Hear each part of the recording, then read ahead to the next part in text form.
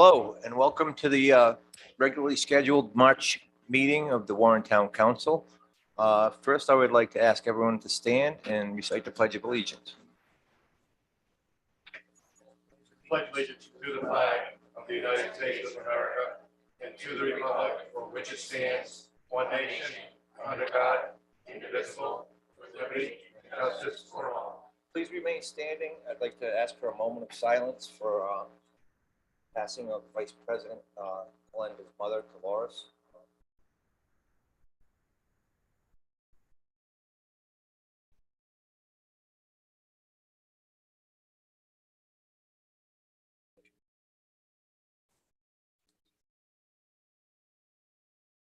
First on the agenda, we have public comment. If anybody has anything they would like to bring to the council, we can't take any action on it, but now would be the time. If anyone has anything to say, please come forward. Okay, that being said, the next thing we have is the swearing in of our some new officers. I've asked Vice President Kalenda to do the swearing in as he is our resident Leo. Thank you. Chief, if you'll bring the men forward, please.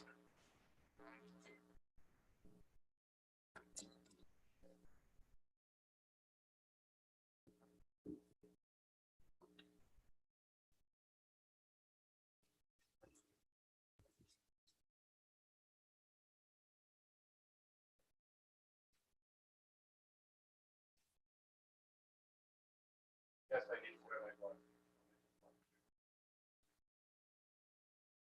Right hand. You, Lane Huber, do solemnly swear that you will be true and faithful unto the state, what the laws and constitution thereof, the Constitution of the United States, that you will, in all respects, observe the provisions of the charter and the ordinance of the town of Warren, and will faithfully discharge the duties of the office of Alderman, or until another be engaged in your place, or until you discharge therefrom, so help you God.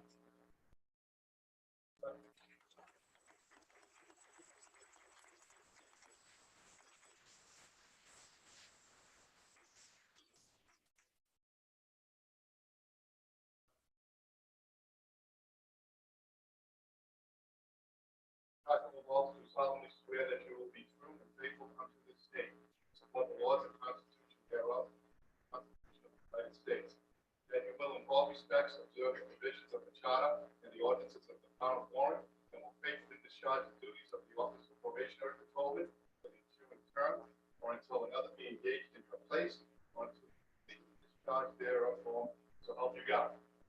Congratulations.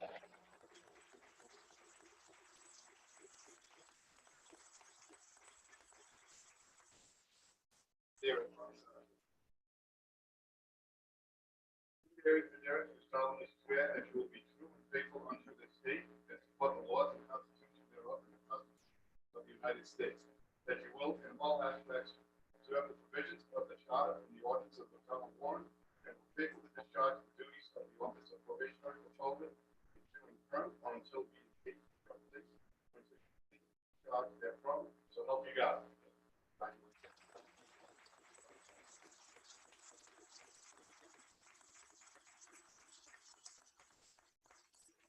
One more minute. Chief of the Bristol Police Department wanted me to extend their gratitude and support and thanks to the Warren Police Department and for helping them with a very unfortunate incident that resolved without any loss of life on the Orange Street during the time of Mount High School Day release. Thank you very much for your support. Congratulations. He wants to take some photos. I'd love to be back.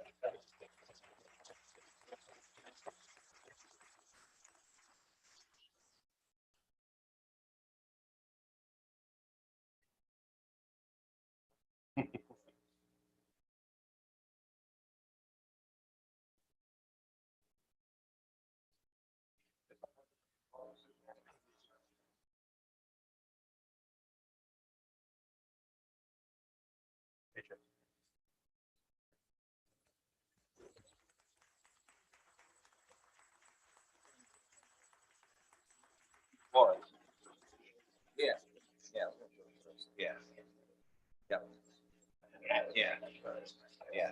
Yeah. Let them settle out.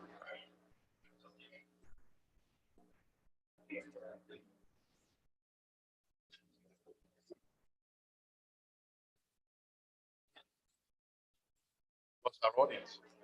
Yeah.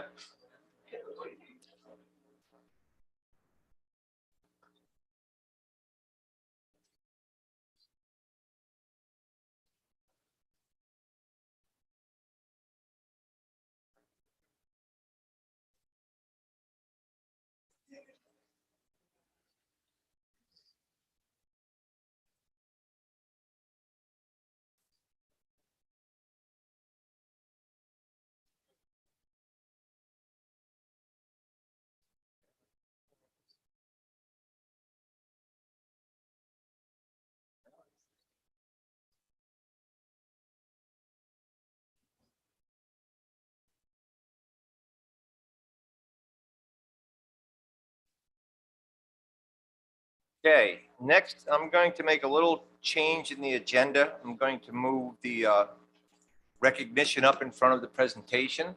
And I have asked Councilman DePasquale, who I believe has been here since her tenure started, to make the presentation. Thank you.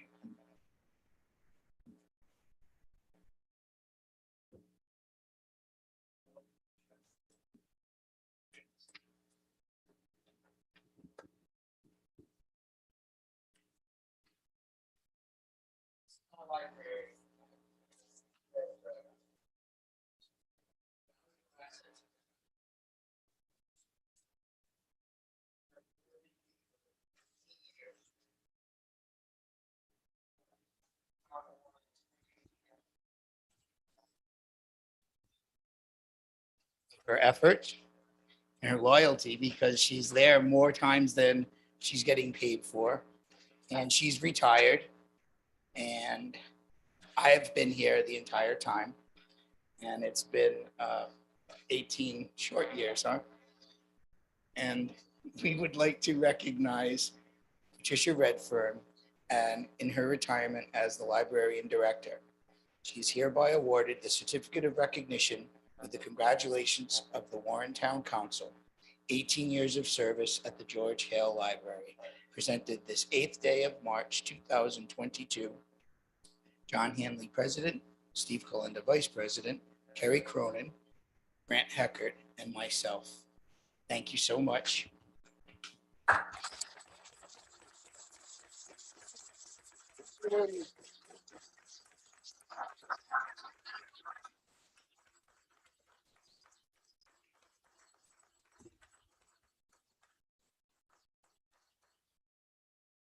Our counterpart in the Senate, Senator Felag, couldn't be here this evening, but he also sends his sincere appreciation, and he has issued you a Senate citation.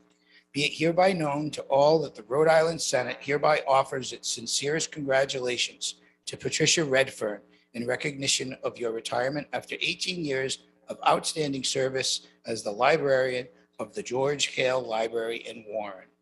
The entire membership exceeds its very best wishes on this memorable occasion and expresses the hope for continued good fortune. That's from the entire Senate. So the entire state of Rhode Island is wishing you the best and giving you a big thank you for the 18 years that you've served in Warren with dignity and respect. And if you'd like to say something, you can. Sure. Well, thank you all very much. I thoroughly enjoyed my 18 years here. There were times when it wasn't as much fun as it could have been or should have been, but that's what happens when you deal with the public. The town is very lucky to have the gem in the George Hale Library that it does. Library services have changed over a number of years, and I don't think that we still will deliver the information. It's how we deliver it to people. That is what's going to change.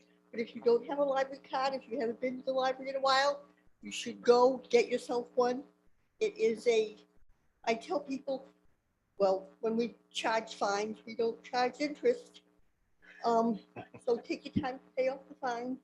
but that kind of has gone by the boards now. But if you haven't not been to the library in a while, you really should go. It's a beautiful building. The staff is wonderful. The people in there that come in to use the library for services are wonderful. And I thank the town very much for all your financial support, all the other ways you supported the library. We always use more money, but we can't. So anyways, thank you very, very much. It's been fun. Thank you.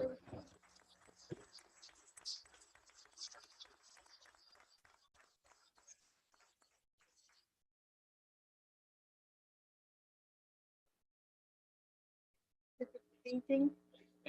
Yeah. Yep, you were painting. I thought well, anyways, yes, you. Well, sometimes I'm that kind of guy.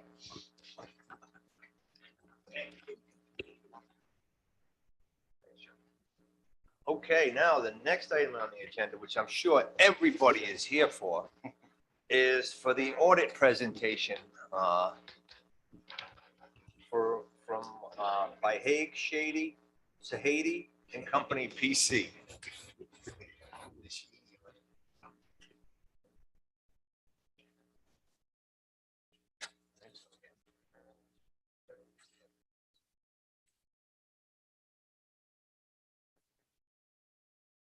Good evening, everyone. My name is Taylor. I'm a supervisor at Advertise. First, I'd like to thank everyone at the town for their hard work for a successful audit. So I'm going to start with a few reports that we have. On page 2 is our independent auditor report. Here we will highlight financial statements that fairly in all material respects financial position. In addition, we have budgeted procedures.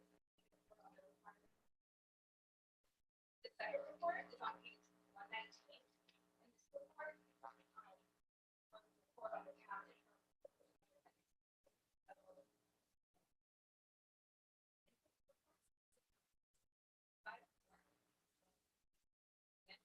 And no real findings. Next, on page 4, we will have the financial discussion and analysis. In this section of the report, the town offers a narrative overview and analysis of the financial. The financial highlights of government-wide financial statements. The town assets of deferred outflow of resources, procedures, liabilities, and working flow of resources.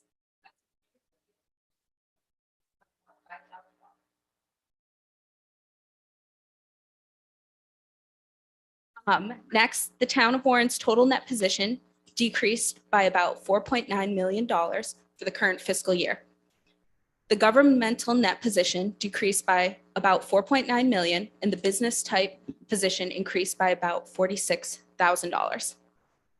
Now, a little bit about the governmental funds. As of June 30th, 2021, the town of Warren's governmental funds reported combined ending fund balances of approximately $12.1 million, which was a decrease over the previous fiscal year of about $5.4 million. As of June 30th, 2021, the total fund balance for the general fund was approximately $9.7 million, or about 32% of the total general fund expenditures. As of June 30th, 2021, the unassigned fund balance for the general fund was approximately $8.2 million, which was a decrease about $635,000 from the prior year unassigned fund balance of about $8.8 million. The town of Warren's total debt for its governmental activities was approximately $33.7 million, which was a decrease of 7% during FY21. The town paid down principal of about $2.3 million on existing bonds. And as of June 30th, 2021, the fund balance for the sewer fund was approximately $302,000, or 18% of sewer fund expenses. And you'll see in the management discussion on pages 8 and 9, this is where the town presents its financial position and changes in position in a condensed format. After the management discussion and analysis, you'll find the basic financial statements, which these include the government-wide financial statements, governmental funds, proprietary funds, fiduciary funds, Then you'll have the notes to the financial statements, required supplemental information, and then the supplemental information, which include your combining statements, collector's report, and the annual supplemental transparency report. Now I'm going to talk a little bit about the government-wide financial statements. These start on page 13, and these statements are presented on the full accrual basis of accounting. This means that all the town's assets and liabilities are presented, including long-term debt, fixed assets, OPEB, and pension liability, which is a slight difference from the governmental funds, which does not report those. You can see a summary of the difference is included on page 18 of the financial statements. You'll also see the changes in financial position also differ from the governmental fund statements in areas including the capital outlays and long-term debt activity, which are a few differences. A summary of these differences are included in the financials on page 20. You'll see that as well presented are the proprietary funds, and they're presented in the same format, in this case, as the governmental funds. And you'll also notice that in the government-wide financial statements, the fiduciary funds are not included. Governmental funds begin on page 18.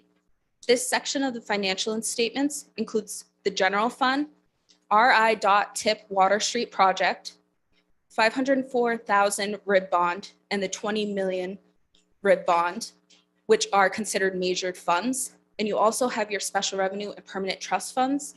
However, these are presented as non-major funds, and the individual funds are presented in the supplemental information starting on page 89.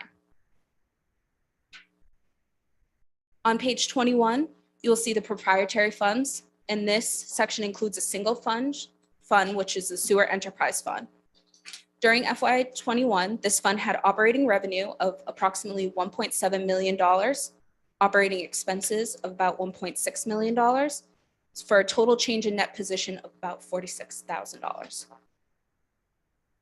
Starting on page 24, you will see the fiduciary funds. This includes your OPEB trust and your private purpose trusts. Your OPEB net position for the current year was about $1 million. And other funds included in this section, the private purpose trust funds, you can see the detail for the individual funds that starts on page 107 of your financial statements. Next, on page 26, you'll see the notes to the financial statement. And this really gives the reader additional information. In this section, you'll find a variety of information, including a summary of significant accounting policies. There are details presented on various different balance sheets accounts, pension and OPEB details, risk management, commitments and contingencies, as well as the town's response to the state of emergency as it relates to the pandemic. Next, presented on page 67 of this financial statement, you'll find your budget to actual report. In the current year, actual revenues exceeded the budget by about $417,000, and you had positive variances in property taxes of $189,000 and intergovernmental revenues of about $276,000. There were also significant differences in the expenditures that had positive turnbacks, and that includes the general fund of $292,000, town offices of about $150,000, and public safety of about $238,000. Also, the town has 2 pension plans, and this information can be found on page 55. These pension plans are run through the Municipal Employee Retirement Center system. And for the general plan liability, the liability was about $2.2 million at the end of the fiscal year. And the police and fire pension liability was at about $5.5 million in the current year.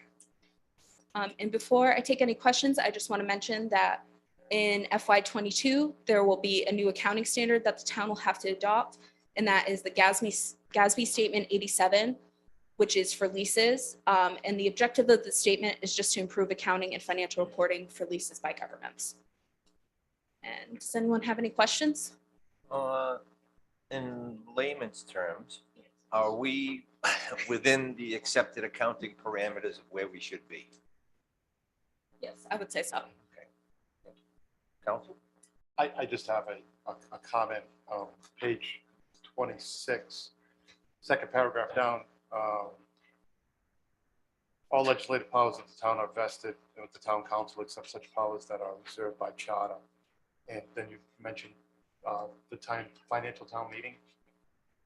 Yes, I see that. Tony, should that be changed?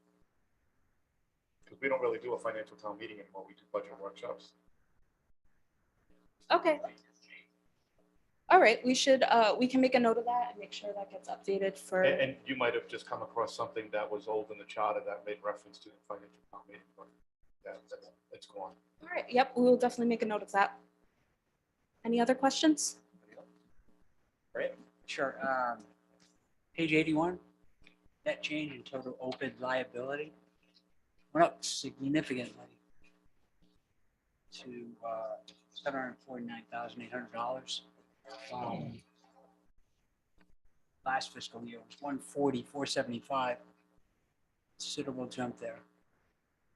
I don't know if you have any. I know that at least we've been seeing across Rhode Island, there were significant swings in everyone's OPEB net liabilities, and that was due to like the market conditions. I think we can take a little look into it, but I believe the better answer would go back to the actuaries because they prepare this information for us that goes into our financial statements. So they come up with the assumptions and everything that applies into their calculation on how they come up with the liability. Okay, just that number stuck out to me. Just it's very high. So I just wondered if so maybe it's actuarial, as you say. And I would say that we saw a lot of swings in across Rhode Island when pension plans and OPEB plans this year that they're greater than what we normally have seen overall. What could possibly account for that? I would just take a stab and say a lot more retirements. That's going to raise what you have to put out in your OPEB, no? That's just it. Other people, it's not like that. But It is. The market conditions play a huge role in the way what assets they have to cover in their assumptions. We can take a look further, kind of see what went on. We can work with Fung and the actuary and come up with a better to see why it swung.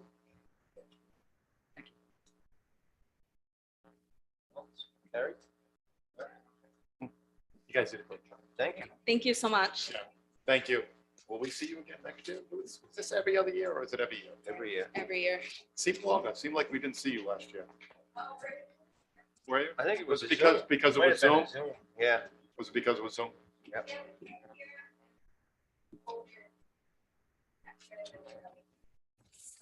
Okay, Thanks, ladies. next on the agenda, we have interviews. We have 3 open positions. We have a few open positions, but we have absolutely no applicants this month. Just to let everybody know that we have 2 positions available on the Economic Development Board. We have 1 position available on the Harbor Management Commission, and we have 1 position available on the Tax Board of Assessment Review. So anybody out there that's interested, please sign in. We could use your help. It's a good way to give back to the community. Bob, the EDs, the economic development, you guys, once a month you meet? Yes. And it's in the morning usually, right?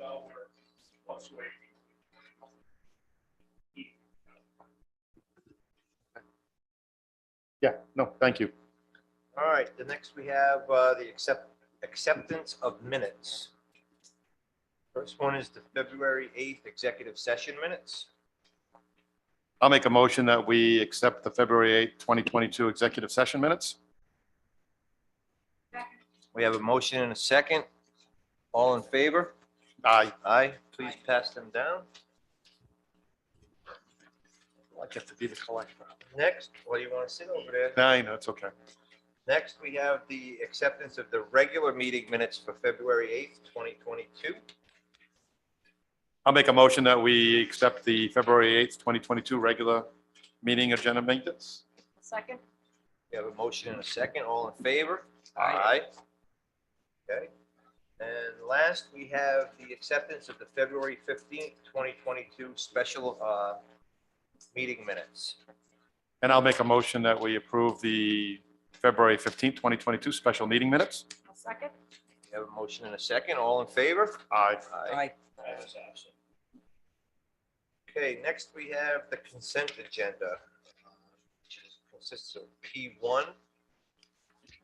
Does anybody want to pull that, or do we want to keep it on the consent agenda? I have nothing. Okay, that's actually a request for a vigilant license from Ethiopian Eats. Can I have a motion to pass the consent agenda? I'll make a motion that we pass the consent agenda. Second? Motion and a second. All in favor? Aye. Aye. Next brings us to public hearing, PH1. This is in regards to the Class D liquor license of the Itlo American Citizens Club of Warren.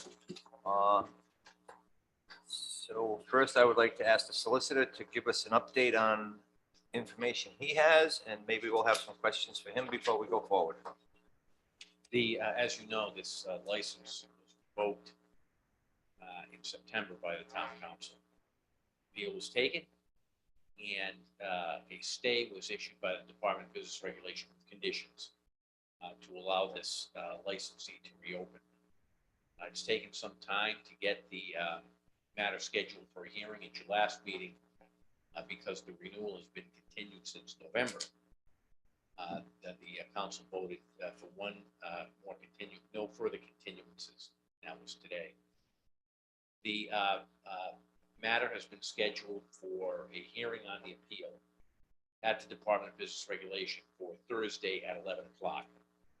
So that matter is proceeding. I can tell you now that all the evidence that is necessary has been garnered on this matter. The witnesses are ready to go. This matter will proceed on Thursday. The purpose of the no further continuances, I think, was to get this matter off the dime so that there could be a hearing. And that has been set. Unfortunately, it wasn't set before tonight's meeting. So I think the council has two choices here. One is to go ahead and have the meeting and take whatever actions on the renewal that is placed, or let the matter ride to see what happens to the outcome of this hearing that's scheduled for Thursday at 11, and then take additional action after that if necessary. The first question I have is, I know that they were waiting on all the evidence to be submitted, like the BAC and all of those things. Would that be, could we get access to that, to use that for part of our evidence at the public hearing? You could, yes. Okay. Some of the evidence is under seal. Okay. Because of the nature of the evidence, and some of it's quite frankly horrific. But we have all the information that we have, including some things that have taken some time to get to. I understand that there's been some difficulty getting tax reports because there's a backlog at the state lab. Is it, Steve? Yes. Yeah, and that's not uncommon. So is everything that's public going to be public, and there's nothing else that's going to be released as a public document? Or will more public documents be released after the hearing on the 10th? Some of the evidence will be disclosed at the hearing on the 10th. So it may be in our best interest to cover all the bases, is to wait till the 10th is adjudicated, and then take everything that's from that hearing, be presented to council, and if we need to have maybe a special meeting to act on it instead of pushing it all the way over until April, that could be the best course of action. The renewal, yes, but it's a public hearing, so it needs to be advertised. Could So it we would have get to be that, advertised. Okay. could we get it tacked on to the budget workshop? That? Sandy? It's Okay. Oh, so we don't have, so we're going to April no matter Yeah. what. You may. Depends on the outcome of the case. If the DVR upholds your decision, then you'll have no hearing, because it will be no license. Question. Mr. DeSisto, your advice last month on waiting was to, for lesser words, not muddy the waters for the state's decision on an appeal. Correct. So it would probably behoove us to follow your advice then, because the state meeting hasn't happened, so we should hold off. I'm hearing that this is what we should do, is hold off. That's a consideration. I think the consideration that Councilman Cullen brought up is correct too, because there'll be information that will be available for you after this hearing. It doesn't Right. seem like there's any advantage to us taking action right now as opposed to waiting a few more days and then scheduling it after that. And that's what I'm gathering here. On further reflection, yes. I know that the fire chief, the police chief is not here, but I remember the report we got last month that there had been no incidents since that time. In other words, so since that time, there's been no incidents. So I'm kind of agreeing that maybe we should wait till we have all the evidence before we render a decision. I think we should just put it on next month's agenda. Do you want to wait for the whole month, Joe, or do you want to wait until Thursday, once we get the decision? At that time, we could set it for the earliest possible time to have the meeting, if you want to do that. It's going to be about the same time. It's gonna- based on yeah. the advertising. With Okay. the- Yeah, because of the 3 weeks of the, what's 21 days? Yeah, So, yeah, so that's. where second we're at. Tuesday. I think it'd be better to do it in one night. All right, so we want to continue, do we want to continue the public hearing? Does the council want to continue the public hearing? Make that motion. Second. We have a motion There and we a go. second to continue the public hearing. Any discussion? All in favor? Aye. Thank you. Next, we have PH2. It's a public hearing for a BV beverage license from HFC Global Inc., DBA Mr. Chicken, 275 Child Street, Warren, Rhode Island.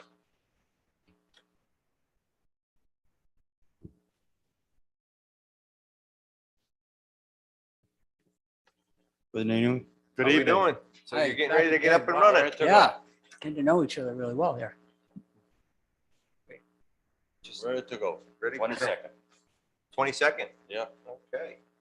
Of March. March. Okay, just checking. All right. In March next year. Everybody was thinking that I had to ask. Okay, all right, of 2022. Okay. Okay. All Well, right.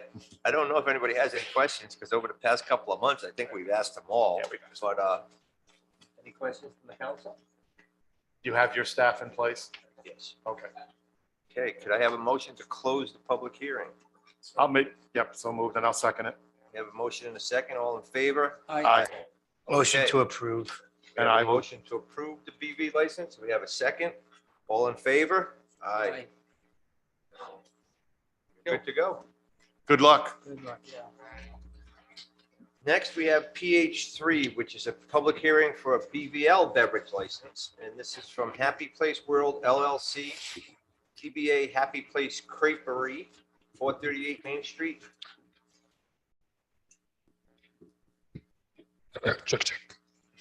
How we doing? Come on up, Good tell us evening. What you're looking for and what you'd like to do. Today I'm looking for a beer and wine license. It is a small crepe shop on the main street. We are running now in the 6th month of operation. I recognize some of the guests, some of you I don't, so please make sure you come and visit. What I found after opening in August, the crepes that I'm selling are sweet and savory in 2 groups. Big number of sales, 48% is savory. Also, my guests are older people, not just kids looking for desserts. And I have been asked many times for a glass of wine with a nice crepe. And I think that would work really well with the concept. They would not change anything structurally. I've been managing restaurants for 20 years. So all the business done there will be by law and safe for everyone. And it will be a good addition for my business and for the town, maybe. So if that goes, I would invite you for a beer as well. Any questions from the council? Motion to approve? Great. Oh, I'm sorry, we had a public hearing. Yeah, motion to close the public hearing. Second. We have a motion and a second. All in favor? Aye. I'll make a motion that we approve PH3 for the Happy Place World LLC, DBA doing business as Happy Place Crepe, for a Class BVL beverage license. Thank you so much. We have a motion and a second. All in favor? Aye. Good luck. Good luck to you. Thank you. Good luck. Thank you. Good evening. Okay, next we have P2. It's a request for a Class F beverage entertainment license from the Rotary Club. Timothy Craig. Tim, come on up. Good evening, Tim. Howdy. So good to see you, Tim. I've been here before. Yes. Several times. I'm basically moving the Quahog Festival from the middle of July to the end of September. Unfortunately, September is a hurricane month, so I'm hoping that we don't have to use the 1st and 2nd of October as a rain date or hurricane date, but we're planning this for the 24th and 25th of September. Basically the same Quahog Festival that we've always done in July, except our police details won't be sweating as much. None of us will. Is No, that the main reason for moving it? Because of That's the heat? main reason for moving it. And, you know, we've done it for 10 years. We've hit 100-degree temperatures. We've dealt with it. We like the summer festival, but the heat, it's only a matter of time before people start dropping in the heat, and we don't want that problem. So we're asking for a beverage and entertainment license like we've had in the past. We're asking to make the south end of Water Street one-way from Campbell Street to Bridge Street for traffic flow. We're asking to make parking available on the west side of Water Street so that there's additional parking for people coming to the event. And of course, we'd like to add some handicap parking to the parking lot in Burrs Hill Park up against the fence on the north side. I'm going all at once for P2, P3, That's and fine. P4. And then, because we're trying to get this back up and running, money is scarce, so I'm asking if there's any way that the Recreation Department would be allowed to waive the fees for the use of the park, which is a couple $100, I think it was, the last time we did this. I haven't checked the fees to see what it is currently. And the only other thing that's on the agenda here that is a little different, it has 10 to 8. We want to end this on Saturday at 7 o'clock. So hopefully we'll be off the grounds by 8 o'clock or 8:30 so that people can get home. We don't want to go as far as 8 o'clock just because it's too long a day on Saturday, and we would be ending it at 6 o'clock on Sunday like we have in the past. Didn't I read that Tara gave a recommendation to leave? I thought I saw that somewhere. I don't see that, but let's deal with the actual agenda items first. Well, we have P4, that's a request. I don't know how to get on P4, but let's deal with P1, P2, and P3 first. Motion to approve. I was just gonna ask, Well, I'm not P1, excuse me, P1's P2, yep. and P3. I was okay? just gonna ask the two chiefs, it sounds like the same plan as every year. You guys are okay with it? Okay. Yep. Okay. All right, we have a motion to approve, what is P2 and P3 at this time?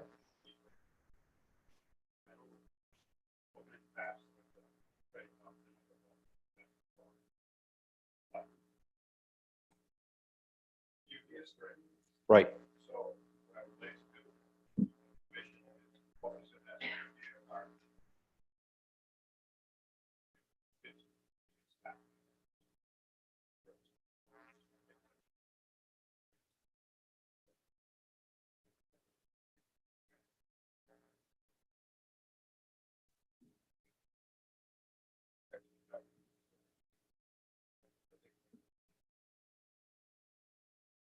Mm-hmm.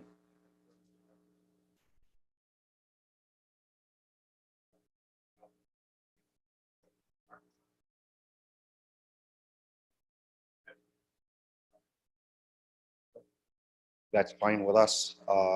We have a clientele that's been there year after year after year, and most people know that if they're gonna have a beer, they've gotta have it under the tents.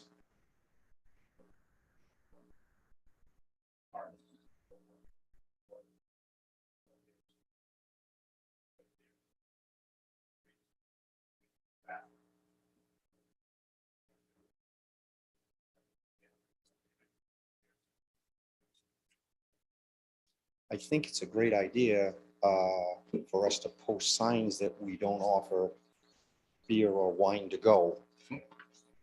Because that's a whole No different alcohol issue. beyond this point probably would be sufficient. Correct. Oh, absolutely. Yeah, yeah, yeah. Yep. Mhm.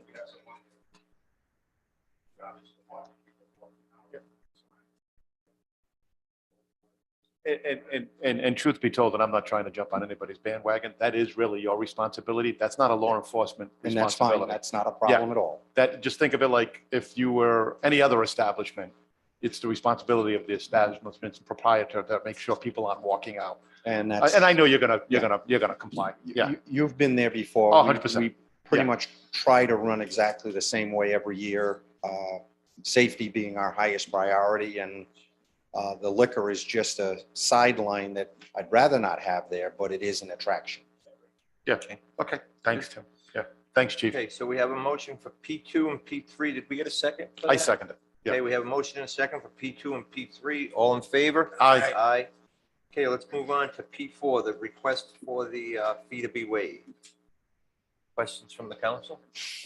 I don't know where I read it. Is- The language here, it is, it says, I ask that the fees for the use of First Hill Park indicated by the Recreation Department be waived. So it sounds almost like the rec department is recommending that, but it is just. Yeah, those no, fees. The- I- To be clear, the fee for the use of First Hill Park is 300 for them. 300. Yep. I don't want to speak for the rec director, but I will. I don't believe she is in favor of this. Actually, she has communicated that to us. So that being said, and I think her reasoning is in the same reason why when it came up last year. I mean, everything is a good cause. And the issue that we all back then last year when it came up as a council, the issue we had was where do we say this is a good cause, but this is a better cause. This one gets waived and that one doesn't. And I think last year we voted not to do it just because we don't want to muddy those waters and where do we stop, where do we stop? I think that was our reasoning last year, but, you know. Yeah, I think Ms. Cronin is correct that I actually read this line as if it was written by Ms. Thibodeau. So I apologize for that. Yeah, no, and again, what the council president is saying is that it's not that we don't want to be able to waive the fees. It's just where do we cut it off? And I think collectively as a council, just let me finish, we've made it the policy that we don't waive any of the fees. Now, with that said, maybe we could revisit the fee schedule because I think we just approved the fee schedule, right? Correct. And make an adjustment moving forward for the Rotary, which is local, the fire department or the Little League or, you know, anything else, and maybe make an adjustment. Well, But go ahead, what do you got? every year the club asks me to ask. Yeah, sure, no Because problem. we put this on to Yep. bring people to Warren. Sure. It's in the best interest of Warren. But we're spending money to put it on, and Yes. if the town helps, that's great. However, I understand Tara's perspective. As soon as you set a precedent, Yes, everybody's gonna knock on your door. yeah, So I understand whichever way you decide to go. Yeah. Because I'm looking at it from Tara's perspective also. And Yeah. I know everybody up here appreciates everything you do. It's Nah, fantastic. I'm looking forward to it being in September. Well, You there's know? gonna be some changes. Yeah. We're probably not gonna be, the Rotary won't be doing as much food. There's gonna be more food trucks. So I have to be sure that I work closely with the town clerk on making sure that the food trucks are licensed by Warren and so forth. But I think we can get it back up and running again. It'll continue on for a number of years. May I Okay. ask a question? So you're saying that the food is going to be different and that there will be food trucks, and of course they will be trucks culled from a list that we've already approved. But have you in years past, or has there ever been a thought to use food from local restaurants? I mean, do ground soups, do have sort of more of a taste of Warren? I In know the- that's a lot to ask from our businesses, True. but In the past, the Rotary Club has done all of the food. Unfortunately, I'm probably one of the younger people in the Rotary, and I like the thought of retirement. This year, I was going to be sending letters to all of the restaurants in Warren to see if they'd like to take on a segment of it. Possibly Perella's doing clam boils, or the Blount store doing another product, seafood salad sandwiches or something. chowders. And well, Rotary is going to do chowder and clam cakes. We're going to try to hold on to that one and promote Blount chowders and the fact that they're made here in Warren as well as locally. But we'd like to see the restaurants get involved, but I'm going to look at it from their perspective and say, gee, they have enough trouble getting help to run the restaurant. How are we going to send 2 or 3 people out to the festival to be there both days? And we're going to wear them out so we won't see them for a few days after that too. So I've got to look at it from their perspective when they say, no, we're not going to be able to do that. But on the other hand, maybe some of them might. We'll see how it goes. I'll leave running it to you. So we have P4. Do we want to ask him to withdraw P4? Do we want to vote to approve? Do we want to vote to I mean, deny? it's been the standard policy to not waive, so motion to not waive. We have a motion to Second. deny P4. We have a second. All in favor to deny P4, the request for the fee waiver? Aye. Aye. All right, I'm all set. Thank you very Thank much. you. Thanks, Tim. Good luck. We're looking And forward to thank seeing you, you. chiefs. Okay, next we have P5. It's request for a commercial waste permit from Multitask Construction. That's been, he's not here? Okay. So moved. So we have a motion to approve. Second. Second, all in favor? Aye. P6, we have a request for a mobile food establishment permit from Totten Foods, DBA Big Dog Eats. Is Mr. Totten here? Hello. Good evening. How are you today? Good. Give us a evening. rundown on your business and why you'd like to come to Warren. All right. Well, I just set it up this year. I bought the truck from Haven Brothers, the old truck that they had. It's not, well, it's actually in very good Is it the condition. Streamliner? Yeah. The Streamliner? Yeah. Mhm. Okay. Yeah. The silver side. Yeah. Yeah. So it's actually in really good condition, and it's all ready to go, turnkey. And I'm permitted, fully licensed and insured. And I'm just looking forward to doing business in all of Rhode Island, as many places as I can. So, and Warren is one of the places I'd like to do business. Is your menu similar to what Haven Brothers had, or? No, actually, we're going to be doing sausage and pepper, steak and cheese. Okay. I'll be able to change it up if I have catering requests and that kind of thing. I'm pretty flexible as far as that goes. And I'm online, so if you want to check it out, I get the menus there. It's pretty simple. Steak and cheese, French fries, sausage and peppers. We have a honey buffalo barbecue chicken tenders, bacon cheese fries on there as well. And like I said, I can do all kinds of other stuff if requested. So Great. Motion to approve. Good luck. And I will second that. We have Thank a you very much. motion and a second to approve the mobile food license. All in favor? Aye. Aye. thank you so much. Good luck. Good luck to you. Available the September 24th. Yeah. We need food trucks. You heard Yeah, about the dog dog festival, right? Yeah. But he's right out in the He's hall. outside. Yeah, You can yeah. go talk. Tim Prey is his name. Tim Craig. Yeah. Yeah. Thank you. Good luck to you. Thanks, man. Thank you. Okay. Next we have is P7, which is a request for a yearly entertainment license from Rody Roots. Is Jamie Davenport here? Please come forward.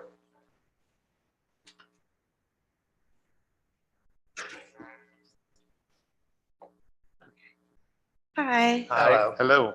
Just give us a quick rundown on what you're looking to do. Yeah, so We're looking to keep Roadie Roots open a little bit later and have live acoustic entertainment.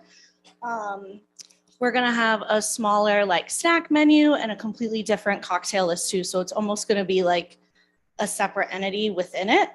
Okay. So I'm just looking for an entertainment license to have music. Great. Motion to approve.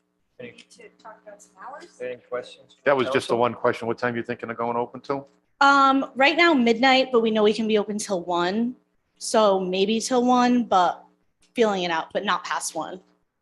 Well, obviously. 'cause Yeah. You can't get out. Yeah. Okay. And which, would this be 2 nights a week? Um, 5 nights a week? So the music is just on Fridays, but we would be open Thursday, Friday, Saturday. So one night of music. One night of music, yeah. And I'm thinking you're looking to set it up inside somewhere? Yes, So Friday evening music, but late nights. it's Fridays- Thursday, Friday, Thursday, Saturday. Friday, Saturday. Mm-hmm. Because currently you're open until what time? 9. I think it's great. Downtown's dead at night. Yeah. Yeah. Nope. I'll second that motion. We have a motion and a second. All in favor? Aye. Okay, cool. Thank you. Good luck. Thank you. Okay, next we have correspondence. Which one did I have one? We want to pull C5. I would like to pull C5 and C1. Does anybody else have anything else they would like to pull to have?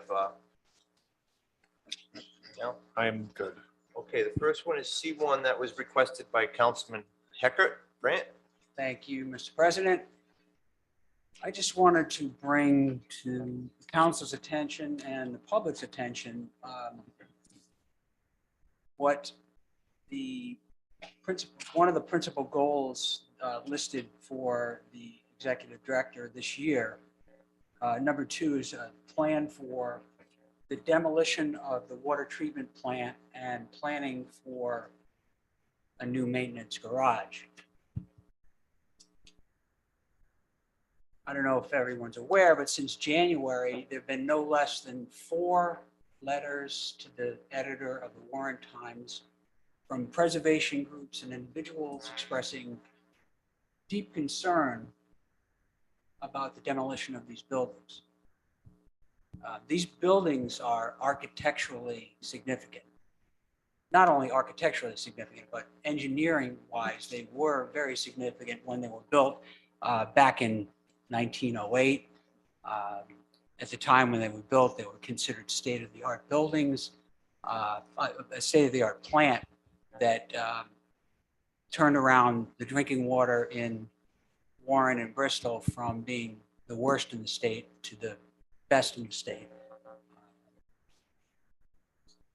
And they've been decommissioned for a long time, but these buildings are still significant at this site on the banks of the Kickamuit River. And I know there are many, many people out there that have concern about the intention of the Water Authority to demolish them and build essentially a nondescript warehouse there. I understand that this is not the time to go into, a discussion and debate about whether those buildings should come down or not. But my intention in just talking about this is whether or not Warren should have the opportunity to work with the BCWA to at least consider an adaptive reuse of these buildings, something other than knocking them down. I know I've had some discussions with the manager and planner. They're aware of this. There was supposed to be some sort of a meeting set up for a walkthrough for council and other interested parties. Nothing has been settled on that yet, as far as I know. So I just, again, I'm putting this out there because I think there's definitely concern from the community, the preservation community and the community at large. So. Sounds looks like Mr. Wu would Yeah, like to- the executive director for Pursuant Water Authority is more than willing to arrange for a site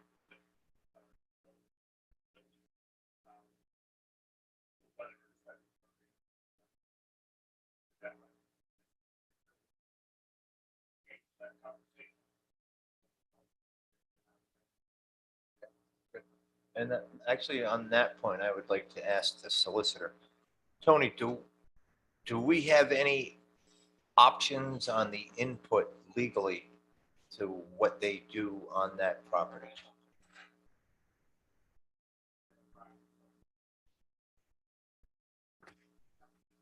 But the only thing that we would have is if that building, we have you can't demolish a historic building, right? Did we remove that from the ordinance or? No, but in the state enabling legislation, I believe it says they are exempt. They're exempt from it, local right? ordinances. Yeah. Yeah. They're exempt from all local land use regulations. Yeah.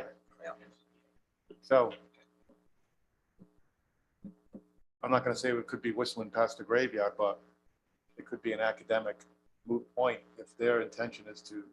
Well, if they're willing to have a meeting we with could- us, Yeah. maybe. I want to make a recommendation. Why don't, since Mr. Hecker brought this forward, and there's never an advantage in guessing what other people are thinking.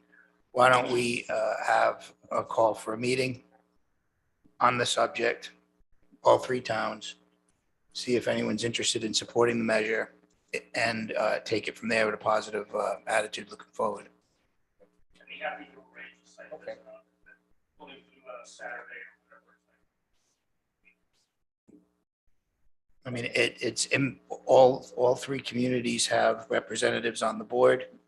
And I think we should. This is significant for Warren, the town of Warren. And I. Correct. I So we want to appreciate- lobby the water authority I- and I hope that appreciate we can have them feel that there's some merit to your intentions. Can't really take an action, but we can direct the And- town planner to please set up a. We could have a meeting and hopefully we can get support for All the right. position. Next is C5, and this is from Discover Newport, and I would like to turn this over to the planner, Bob Rulick. So I represent the town of Warren on the.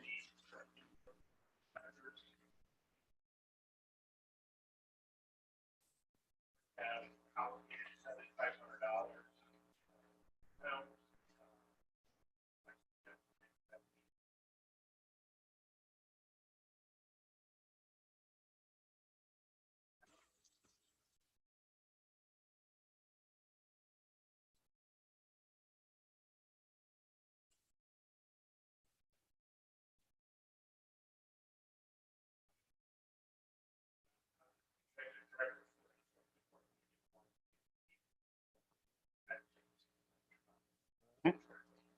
Great, tell them, Are there any strings attached?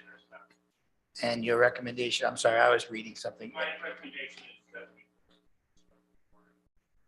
talk about that site. Have one relationship.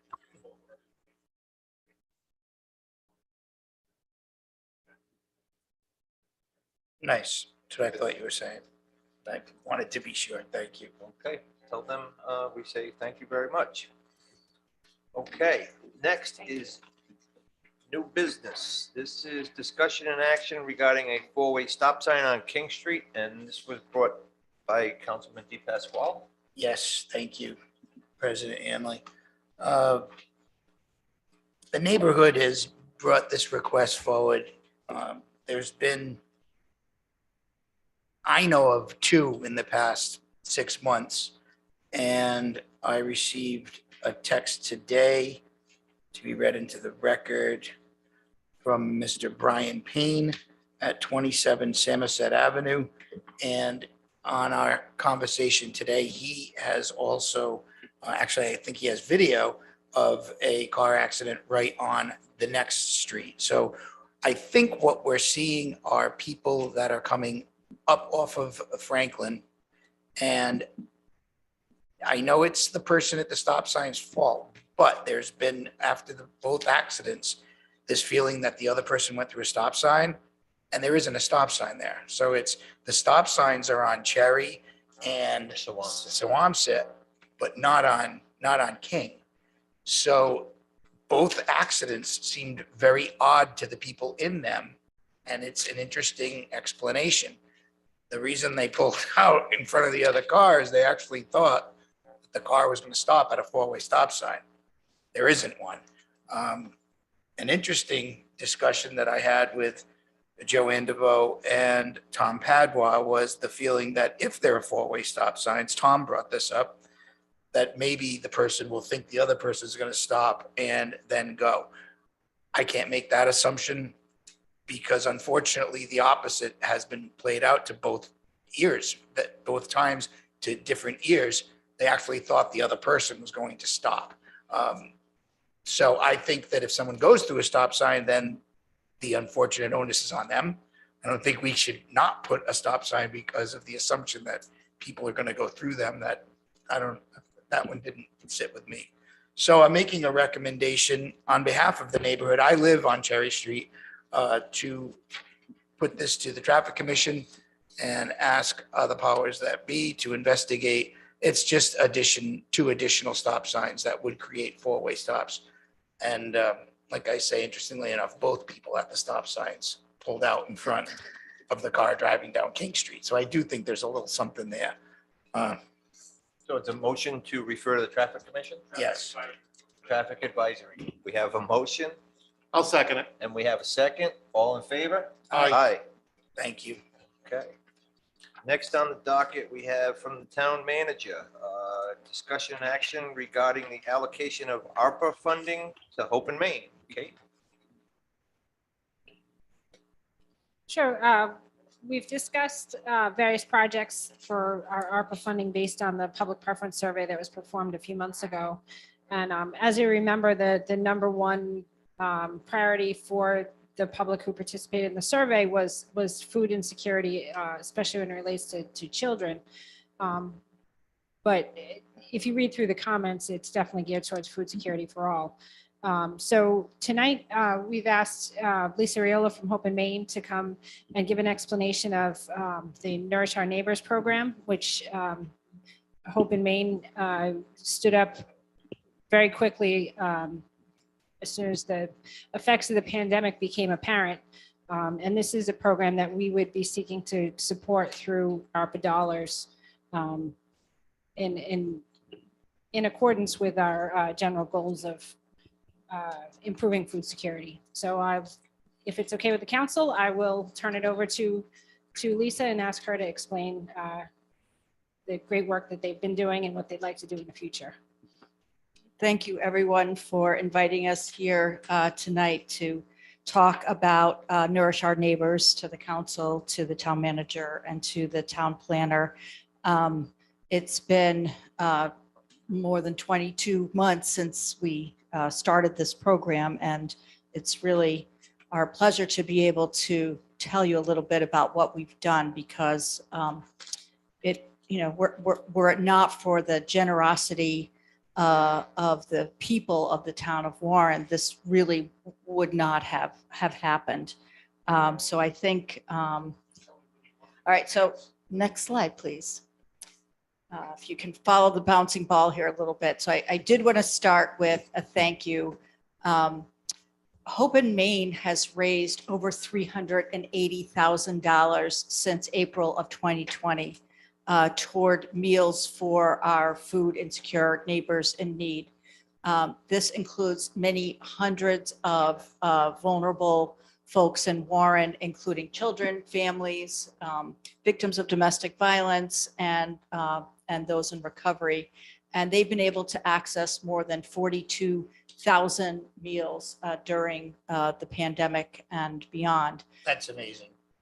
It's an incredible achievement. So if you're and it's really because of the people of Warren. I mean, this is a story worth telling about this town.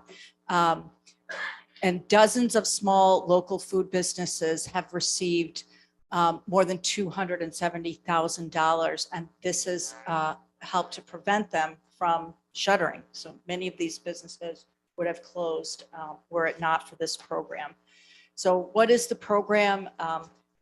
It's actually been a very innovative approach to food security that provides access to healthy food for vulnerable populations through trusted community partners. And I'll tell you in a moment how we evolved to that.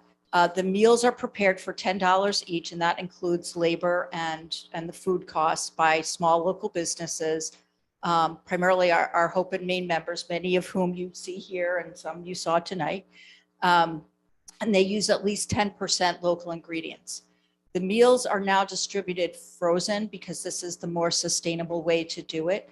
So that food doesn't spoil and go bad if it's not consumed immediately. And they're distributed to families and individuals through a series of neighborhood partners, primarily here in Warren. And the food is stocked each week in a on-site chest freezers at these various sites. These meals are also available for pickup at Hope and Main every Wednesday from 4 to 7 p.m. Importantly, every family receives enough meals for each person in the family. So a family of 2, a family of 4, a family of 8, whatever family size, they receive that many meals. And what we've learned through COVID is that so many of our social problems and injustices really were laid bare by the pandemic, and food insecurity is no exception, and hunger is no exception. In 2019, 1 of 10 Rhode Islanders was food insecure, and at the height of COVID, it was 1 in 4. And today it's 1 in 6. So we still are dealing with a twin pandemic of hunger. And for children, it's even a worse story. And in some parts of Warren, it's even a worse story. So 23.7% of our children, K through 12, are eligible for free and reduced school lunch in Warren. And 31% of our pre-K children, 0 to 4, are low income in Warren. And in the census tract where Hope and Main is located, census tract 305, the median household income is $37,000. And there's a population of 3,700 people in that census tract, and a town of 10,000, you're talking about 40% of the town of Warren. So unfortunately, when we see a lot of statistics about our schools and eligibility and so on, you're seeing blended numbers that are coming, that are really kind of driven up by Bristol. And so when you see that together, you're not seeing the true scope of the picture of Warren. And so we did want to tease that out for you tonight. And as I said before, as schools were shutting down, we had meetings with the town and with the school district, as well as with Chartwell's. And, just like everyone else, the Chartwell's was very short-staffed, and they had limited staff that were able to prepare meals, the breakfasts and lunches every day. And they were not able to then also have staff to distribute them. So we agreed that we would be a distribution point. And Caitlin Mandel, who's sitting here tonight, who was Hope and Main's food systems equity manager, was the person who really led the charge and organized the staff to be there day in and day out, every single day,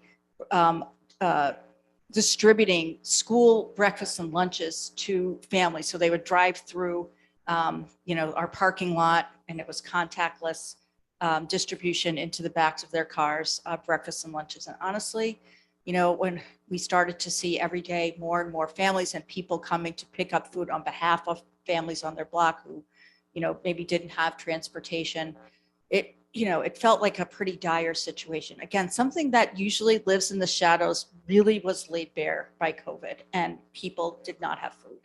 And so, downstairs in the parking lot, we saw all of these people who didn't have food, and upstairs in the kitchens, we saw all of these people who were about to have no jobs because their businesses were going to close, because so many events you heard tonight about the Quahog Festival and other things, none of those things were happening during COVID. So a lot of our companies were going to close, and we sort of thought about it, not for very long, but we thought, is there any way we can raise money to make these prepared meals? And these are some of the pictures. So it goes from our kitchens and our makers up in the kitchens to the parking lot for distribution, and there's Waterman and me in the bottom couple of pictures, packing the meals and transporting them to places like the senior centers, for Betty Hoag to be able to distribute.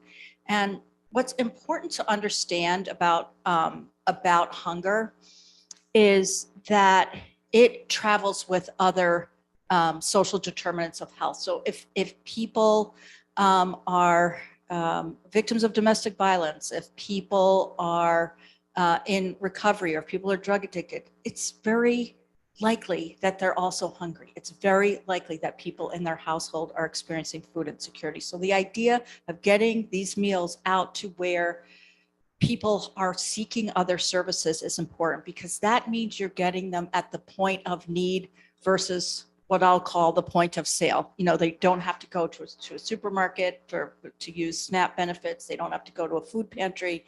If they're already in a place where they're receiving services, if those folks can offer them meals, it's pretty significant. So by late spring of 2020, we were distributing up to 1,500 meals a week to our most vulnerable families. And we, went ahead and we decided to participate in the first day of giving that Rhode Island ever had, sponsored by the United Way 401 Gives. And on that first day of 401 Gives in 2020, only the food bank raised more money than Hope in Maine in all of Rhode Island on that day. And it wasn't by much. The people of Warren stepped up and gave, people from everywhere. People were writing $5 and $6 checks from all over Warren for this program. It was pretty unbelievable. And since that time, we've done several online campaigns. We've raised over $215,000 from 757 donors. And I recently had to make an application to USDA, and I had to have that information certified by our CPA to show how much money we have raised from the town of Warren so that we can leverage additional funds from USDA Rural Development. The other aspect of this program, again, very much supported by the people of Warren, is the idea that we gather at a common table. And so we initiated something called Buy One, Give One, where people can buy a meal for themselves and they spend $20, but that meal also buys a meal for another person. So we have been doing that every week. We've rotated all the, the restaurants and the food providers who are doing that, and everybody's getting a common meal. It's been a very popular program and will help this to become self-sustaining. You can see our current partner organizations. And as I said, it's so vital that we have been able to do this at the point of need versus sending people someplace else for food. And the partner organizations are really grateful for that. And then the next slide. So as we've already discussed, we know what the people of Warren are thinking because we asked them in the survey about what are the priorities for ARPA funding. And the number one issue was investment in improving food security, particularly for children. And there were lots of quotes in here, and I included them in the packet, but essentially children are our future. And if we don't address that issue, we're essentially mortgaging our future, and we can't afford to do that. We would never want to do that. So Hope in Maine is now spending about $264,000 a year on this program. We have raised the money ourselves to do it. We've contributed our own staff to do it. And we are proposing that some portion of the ARPA funds be devoted to supporting this program, primarily for the food costs, not so much for the staff costs, because ultimately it has to be sustainable. We've got to make this something that we can do, for the long run. And so in order to expand and sustain the program, we're looking for some grant from the town in alignment with what folks in town have said they'd like to invest in, which is food security. So that's the proposal that we put forward to the town. And I think in with the goals of expanding the program to additional partner sites, to additional businesses, helping us to develop a volunteer network so that we can, get the meals to places like Head Start or wherever they need to go around town, and also building increased awareness. My one of my theories of why people in the town felt so passionate about this is because we have bombarded them constantly with, will you give $5? Will you give $5? Will you give $10? Will you support a neighbor in need? And we've been showing them the same statistics that we're showing you tonight. And the last thing that I will say is in this grant proposal that I did, the second last thing I'll say is 401 Gives is coming up again in April 1st. It happens to be my birthday, so I tend not to forget it. And so on April 1st, we'll have our third day of giving. Last year, Hope and Maine again was among the top 10 nonprofits of 400 nonprofits in the state that participate in this. And we only raised money for this program for Nourish Our Neighbors. So we'll be doing it again April 1st. And the last thing I'll say in this grant that we wrote to USDA, and Bob really knows this, I had to demonstrate, because we're not a municipality applying. As a nonprofit, I had to demonstrate our connection to the town. I had to show how we're connected. They said, well, does the town give you money? Like, no, I pay taxes and more. I mean, we pay $20,000 a year in taxes since, we've opened our doors. No, the town does not give us money. They said, well, you need to prove your connection to the town. So in addition to talking about, all the money that we've raised from the people of the town, which are CPA certified for the federal government, I also went back to 10 years ago and I said, Hope and Maine was created by the people of the town of Warren. And some of you may remember this night on October 15th of 2012, when, 400 people couldn't fit in this room. They had to go down the street and we had a big giant traffic jam that we were in.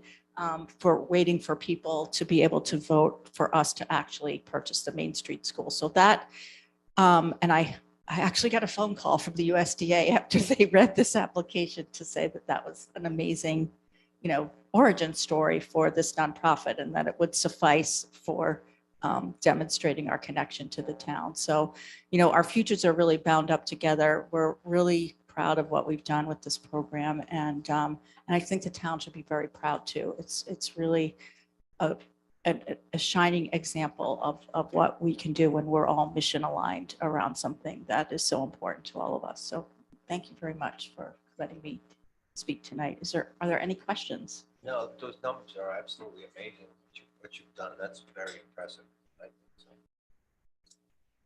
But did you tell them that we also helped you with the elevator?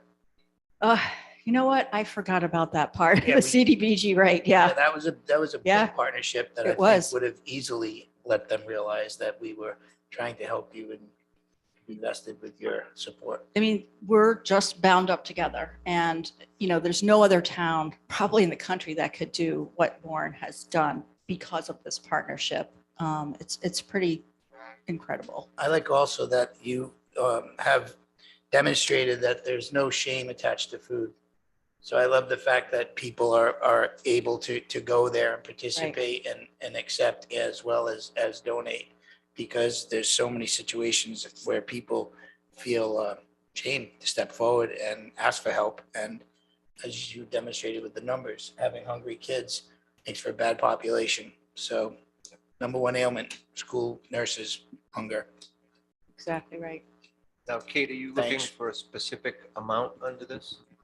So what they've requested and what I'd recommend is a total allocation of $150,000 over a 3-year period.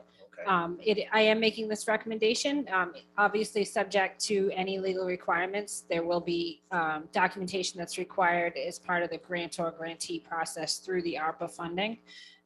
So we're obviously working on that still with our consultant, and we'll work with our legal counsel.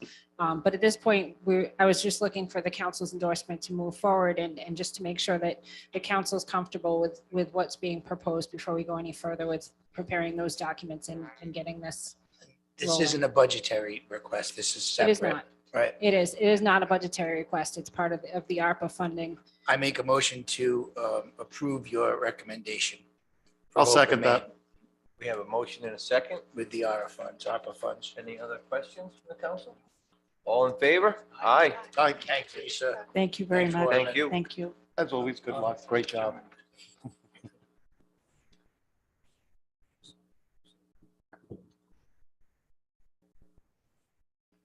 Oh, okay, yeah.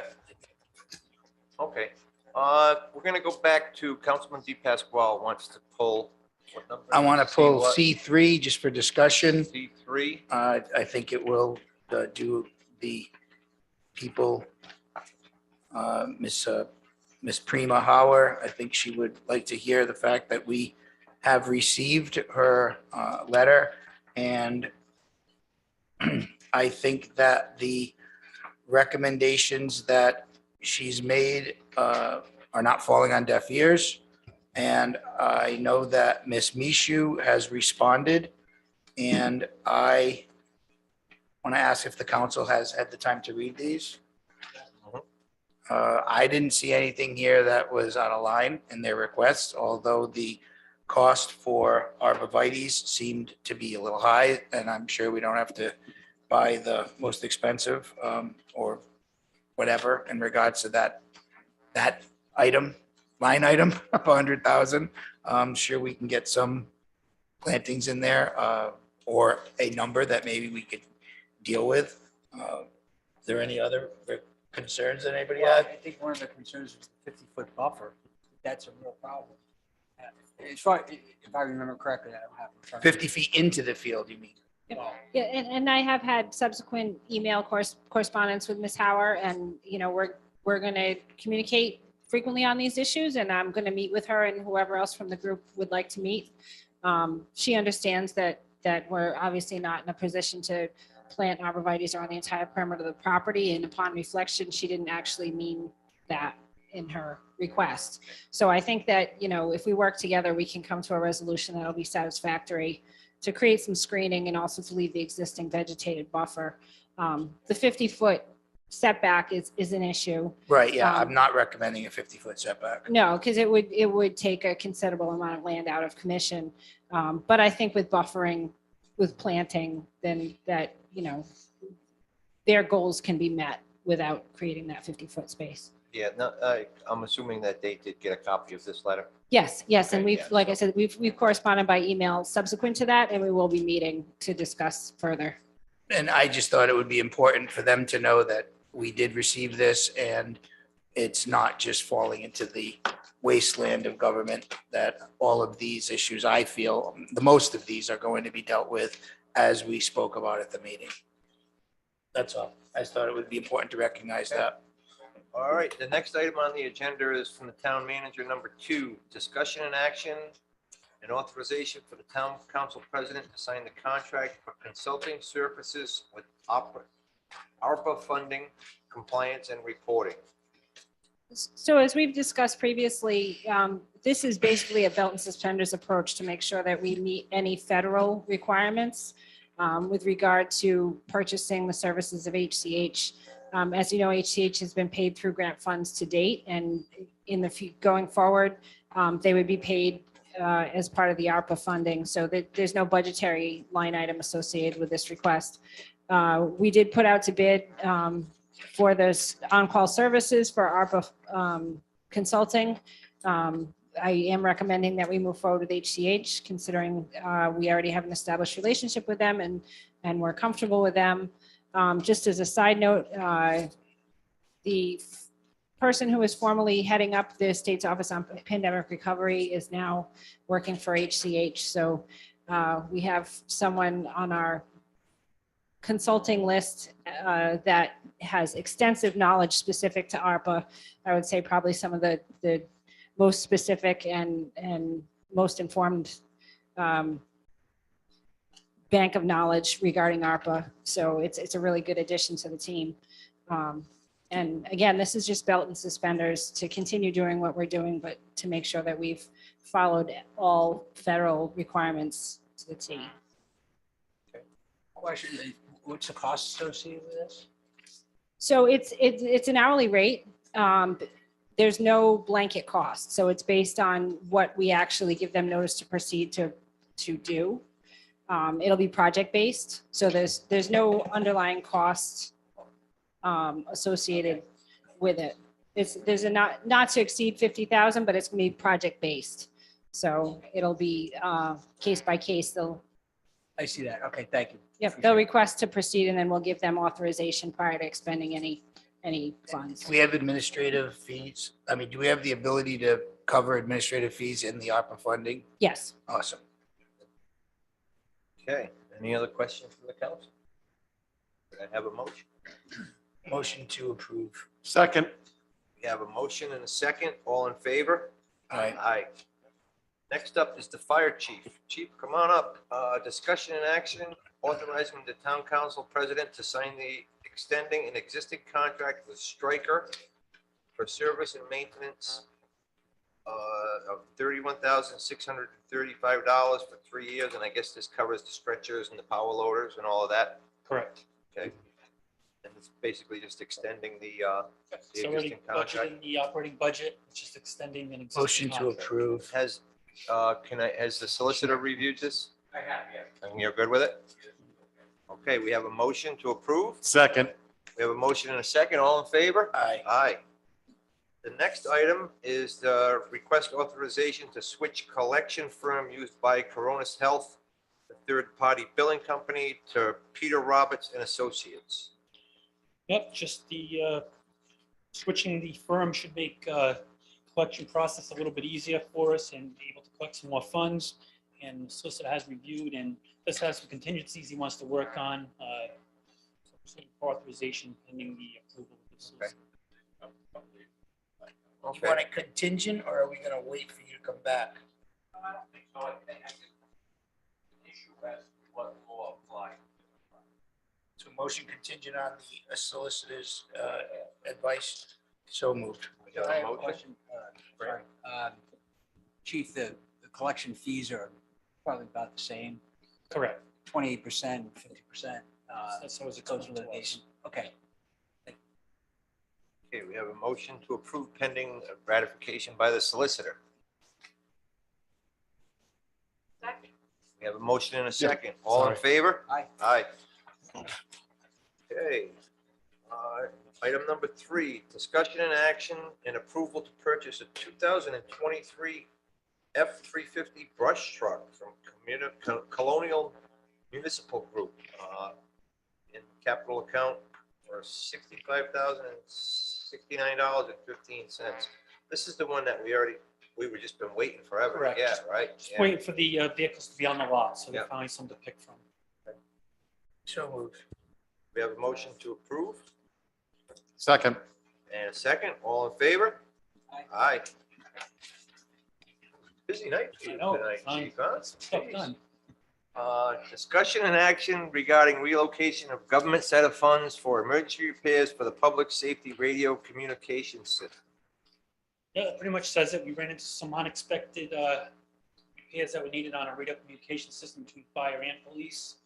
And town manager working with us found some funds in leftover accounts from past government center projects, electrical, I think was some of them.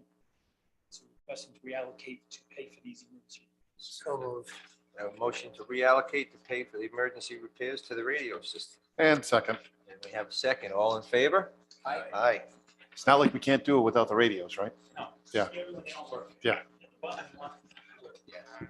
Okay, the next item on the agenda is from the Recreation Director, and it's discussion and action regarding beach fee changes, and I believe Kate's going filling to in. speak to that.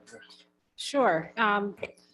So one of the primary reasons for bringing forward this request is because there's an effort between Bristol and Warren to have reciprocal beach fees for Bristol Warren students in both locations. So Bristol had temporarily last year changed their fees to allow Warren students to attend the Bristol Beach for the resident rate. And then this year, the goal is to have both towns kind of aligned to have both of us offering Bristol Warren students the same rates in either town. So that's the primary change that's proposed. There are some other adjustments that have been recommended by the Recreation Director. One thing that was noted is that, as you'll see in the budget request that you have received for the next fiscal year, salaries have gone up quite significantly. That's due to the change in the minimum wage. It's a it's a jump, so costs have gone up. But still want to keep it as affordable as possible by offering the season's pass, which is the proposal is to move the season pass rate from $5 to $20. But again, that's the same price as the landfill sticker, the transfer station sticker, and the transfer station sticker can be used at the beach. So it's a good value for the money for a beach that's been very popular. So looking for authorization from the town council to make these changes and for the first time to have a rate specifically for Bristol Warren Regional School District families. Come effective when? It would be this season, so with the opening of the beach this season, May 1st? when they start charging. I think it's after Yeah. Memorial Day is Okay. Memorial Day weekend is typically when they start charging at the beach, assuming that we can get staff. All right, I think it's a good move to let the kids come to the beach together. So moved. Yep, and I will second We that. have a motion and a second. All in favor? Aye. Aye. And the issue of the identification or verification, that will be worked out by the rectifier. Yes, we'll make sure we have the same policy that Bristol has. The thought right now is that we'll ask students to show a report card. That would be the simplest thing to do. Oh, we give them a special if they get all A's? Yeah. We definitely should. We should have some stickers We handy. should, we should. Take that under advisement. Don't they have IDs? They do. They do. Yeah, they do. So we'll make sure we're aligned with Bristol and we'll ask for the same thing that they do. Okay, next on the agenda is Finance Director. Revenue and expenditures, everybody, I'm assuming got the email. Do we have any questions on that from the council? No. Okay, the next one, it says Finance Director, but wouldn't this be from the tax assessor? These actually came from the finance director, but I will also address this if it's okay Okay. with the council. Please. So these are accounts that had gone to collections and our collection agency has advised us that they are uncollectible. So Okay. these actually did come through the finance office and not the tax assessor. Okay, Did they say why they're uncollectible? Various reasons, but they just said that it's exhausted all measures and unable to collect. So they're I don't know they're if I've two, ever heard that before. yeah, I mean, they're all tangibles. And once they don't exist, Yeah, they it's don't just to get it exist. off the It's books. tangible taxes. What happens is the way that the firm works is that they'll pursue, but if they're running into dead ends, can't find them, business is out of business, can't locate whoever it is, they'll write it off essentially, and that's what this is. Okay. Right. So it's not costing us that money. It's just we're not able to collect it. So motion to accept. Second.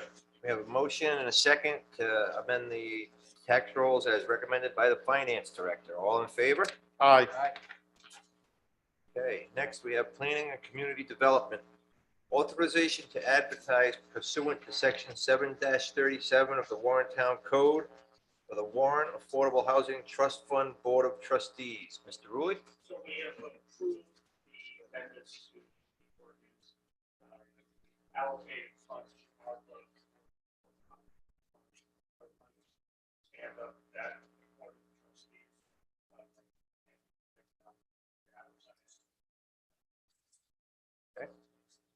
Questions from the council? Yeah. Do you have a sort of a profile already worked up? And in the ordinance, we've identified that we want to make that board should be.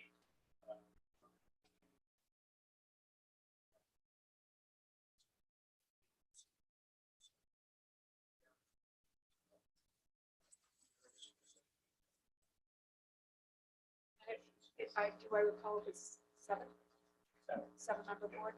Okay, and do you have a hopeful goal of finding those people within a certain? I would hope by, optimistically, I would look at April, but I'm hoping by May.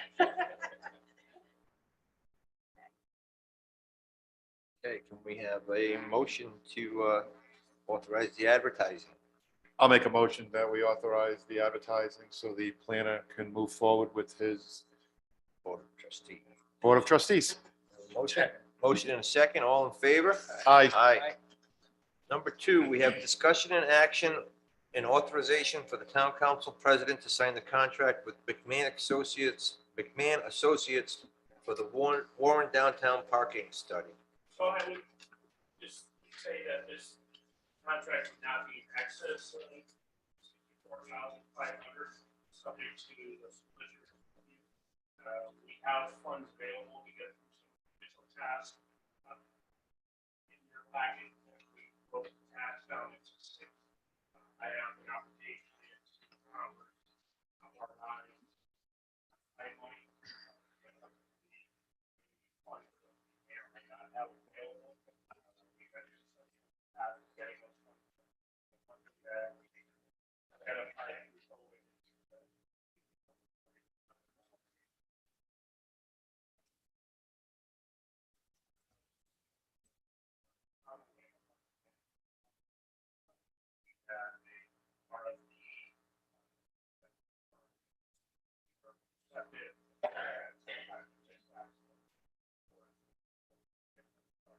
Few questions, if I could.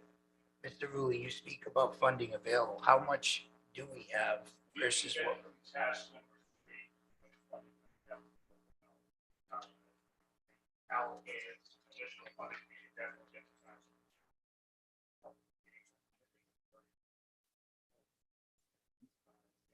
Satisfy that. Think outside money.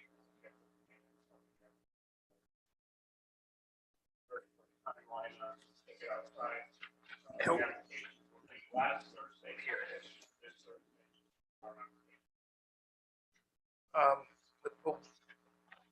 I've sat through a lot of parking studies. Help me understand why and how this one's going. Like, what are they, obviously they're gonna look for parking. Yeah, I mean, so I'm definitely not a proponent of analysis by paralysis, which a lot of these studies are. I think that my approach is that we need something that's more. I'm hoping that you trust me that we're not just going to do a study for the sake of it. Well, I trust you. It's just that I know the town like the back of my hand. So I can't imagine spending $65,000 and being told that there is more parking than what we have, or less parking, or parking available. I mean, the parking, I mean, I get tired of hearing about people complaining about parking, because I've said this and I'll continue to say it. I parked here tonight. Every parking meeting that we've had, I found a parking place. Every time I go anywhere in Warren, I park, I walk, I make plans. And I agree with you that I don't think we have a parking problem. And this isn't a negative to you at all. I don't think this is money well spent. I can't imagine how somebody's gonna come in and justify a $65,000 parking spot by telling us there's parking on Water Street, or there's parking behind Town Hall. Yeah, just a conversation. Thank you. Better with signage. People are working. Better with restaurants.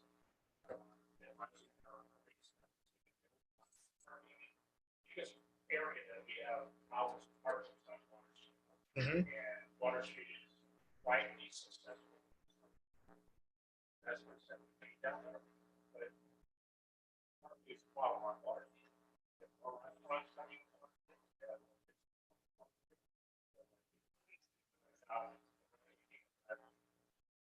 As an example, if you park in the parking lot, you have one water. That opportunity to park. You don't have little parking signs in front of town hall. We don't have a cohesive parking strategy. We don't charge for parking, but not being successful. I mean, I have, as an example, I had a lunch today with a report for Island Public Radio. They figured out the signs for parking on Water Street. That's not doing a good job in terms of how we're managing. You may not get It was that guy parked in the middle of the you may road. not get the 65,000, but that's why I asked them to break it out. We can stop at whatever point we feel like we should have to address this. We have residents here at beach that want residents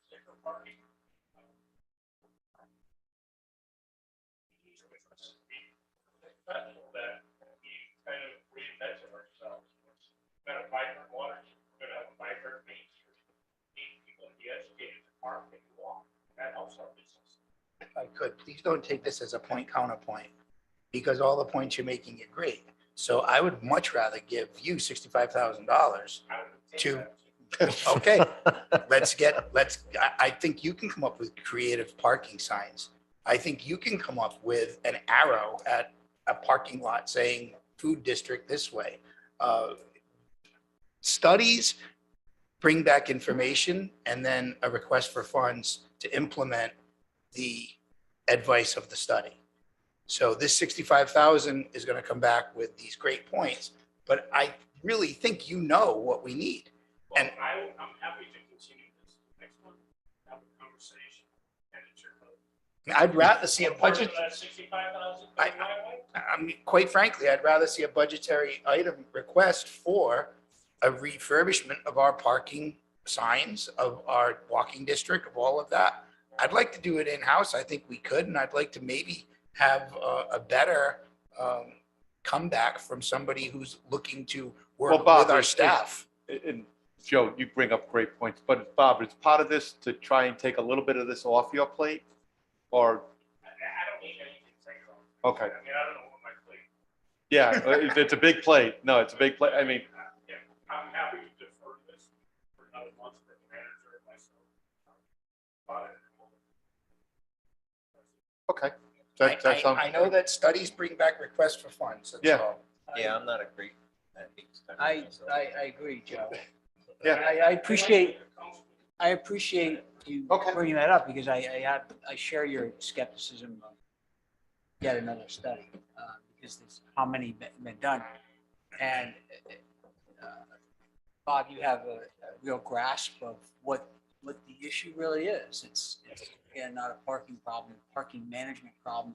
When I was on the EDC years ago, we talked about just signage, and correct signage. And we have too much signage out there and not enough of the right signage. And so, so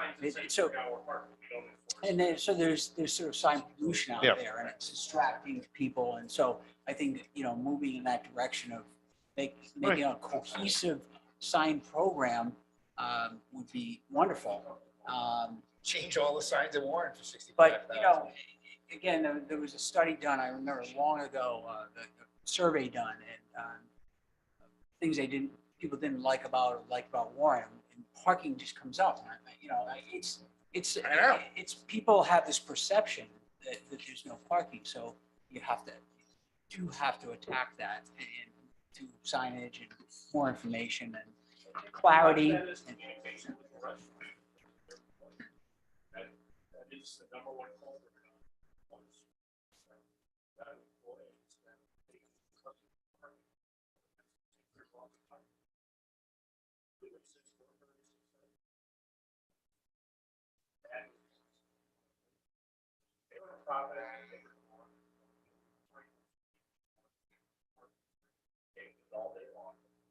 You all bring up good points, and as a small business on Water Street, I hear it on the reg from customers saying, I couldn't get a parking space anywhere near. And that always, starts the conversation. Well, where did you park? And it's maybe a couple blocks away, and it's like, and look, you got to walk by all these other places. But the issue of that sort of balance between residents and where they park and when they park, and employees of the restaurants. I mean, there are a few local restaurant employees who regularly park in front of my business.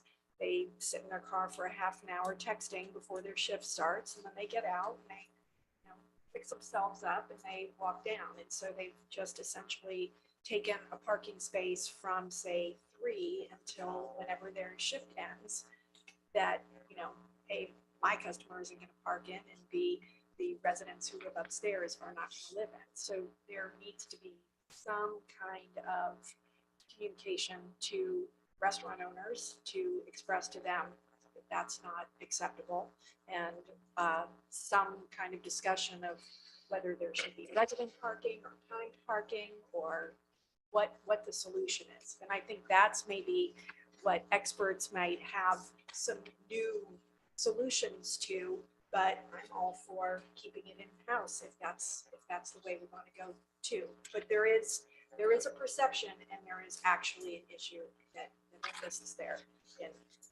getting people here and moving them around. Bike racks would be nice. I'd like to take some of that money and encourage more people to walk and bike and, you know, have places to park their two-wheeled vehicles. Anybody else? Good? No. What would you like to do? Well, I think he said he was gonna push it to next month, so. Rework it and come back with a different request. Motion to continue. To next month. So moved. We have a second from Brant. All in favor? Aye. Aye. Next item is, what we have discussed in the executive session, last month. That's the, property adjacent to. Yeah, whether or not there's, rescue station, fire headquarters. With the option of bringing package, no risk option.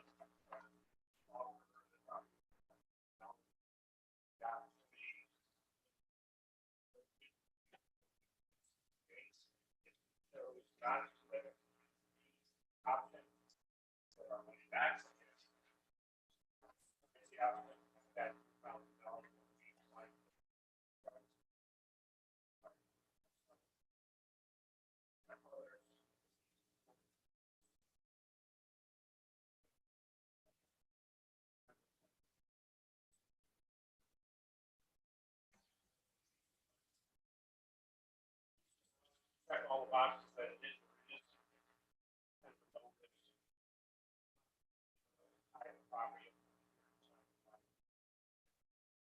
First question would be, to the solicitor, have you had a chance to review this agreement? Okay. I think it's a prudent approach. Did you have Ben check it?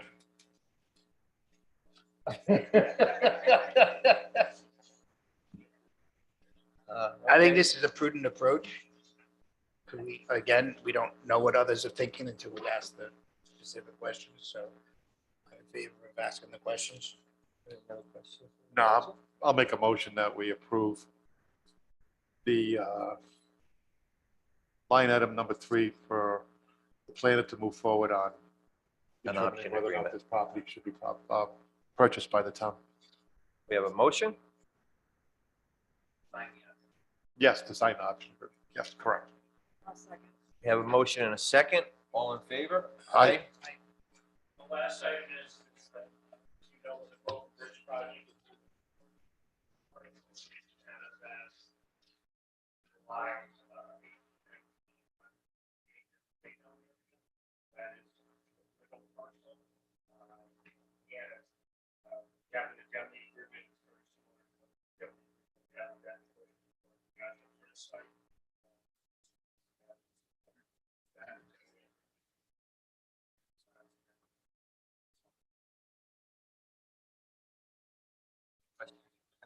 I didn't read this specifically, but they're gonna just make sure that it's in the same state when they're done.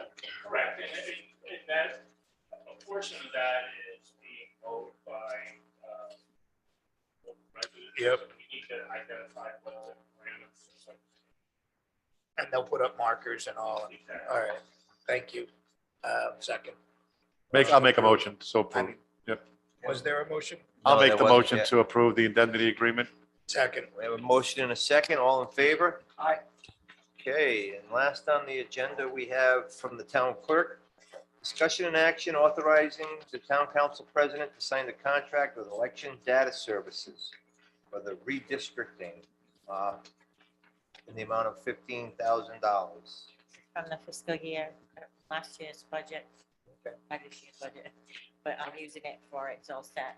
Okay. Have it in your packet, Yep. and I'm going with the list. Data.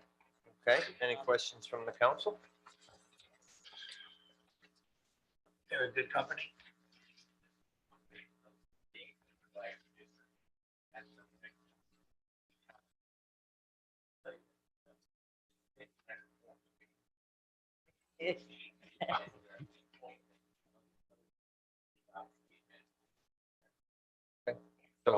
So that answers my question, you. that you're comfortable with it. Okay, we have a motion. Second. All in favor? Aye. Aye. Okay, that wraps it up. Can we have a? Motion to adjourn. We have a motion to adjourn. We have a second. All in favor? Aye. Good job, people. Better than last month.